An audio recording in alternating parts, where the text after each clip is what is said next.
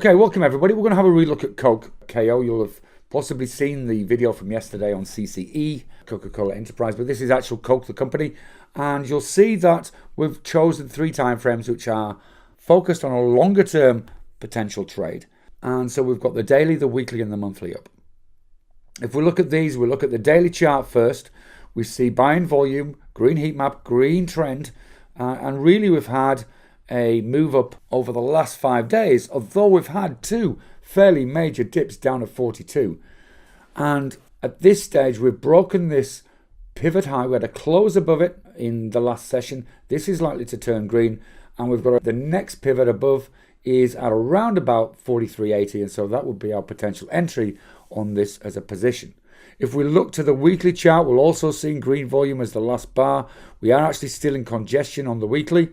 The combination of green heat map, green buying volume and congestion would be one we would be happy to still trade. Again, we will be cautious of these pivot highs just below $44. And if we look back, you can see how important this level is with pivot highs from March, January 2015 and of course the end of 2014. To the upside, we've got a move up potentially towards 45.50 as the next critical line in the sand. And so we'll obviously keep an eye on that. Monthly, we see really we've had buying volume for the last 4 months. And that seems set to continue. Again, you'll see that pivot high there and the other pivot just above 45. So this looks really for the idea of holding a long-term bought call and selling repeated calls over the top. This looks like an ideal potential setup.